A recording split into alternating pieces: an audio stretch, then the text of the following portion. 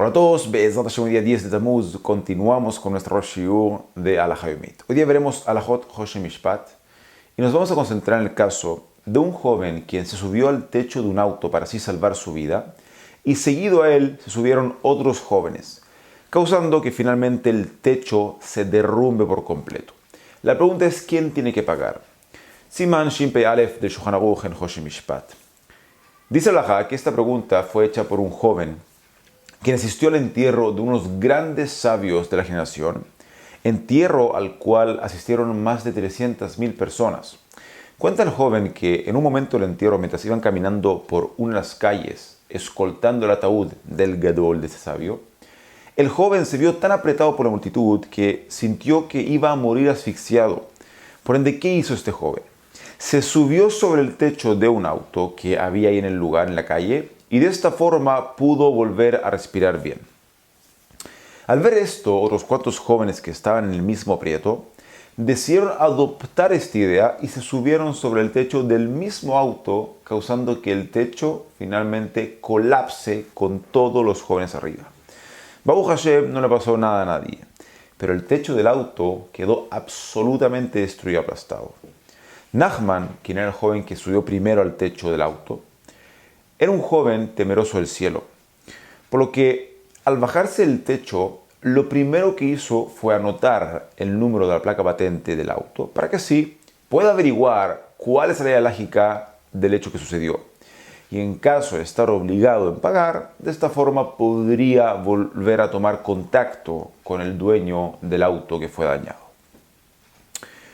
Fue Nachman y preguntó si acaso está obligado en pagar todo el daño del auto, o quizás una parte solamente del daño, o quizás está absolutamente exento de pagar, dado que cuando él se subió al techo, el techo permaneció perfecto e intacto. Y solamente el hecho que subieron unos cuantos jóvenes después que él, eso fue lo que causó que el techo colapse. Por ende, basado en esto, explicaremos Be'ezrat Hashem cuál es la ley halógica en un caso como este.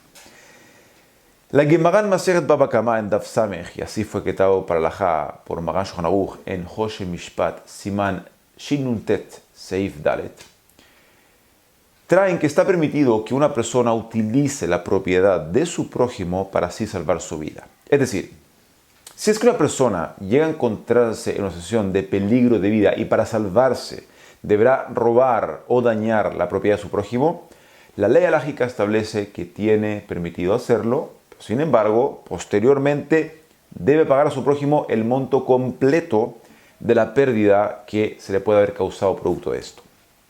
Ahora, según esto, respecto a nuestro caso, a pesar de que Nachman tenía permitido halógicamente subirse al techo del auto para así salvar su vida, igual así, esto no lo deja exento de tener que pagar los daños que se le causaron al auto producto de esto.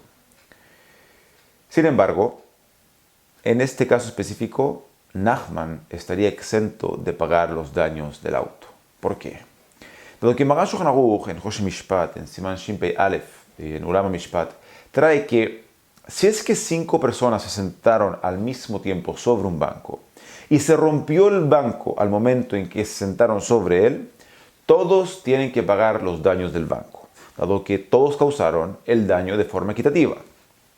Pero si es que se sentaron el uno después del otro y el banco no se hubiera roto producto de la sentada de los primeros, sino que solamente producto de que se sentó el último en ese banco y él es que le rompió, en ese caso, trae Magan Shulchan Aruch que solamente el último es quien debe pagar el daño. Básicamente por el hecho de que al momento en que se sentó el primero aún no recayó el daño en lo absoluto, sino que solamente cuando se sentó el último es que se causó todo el daño en aquel banco.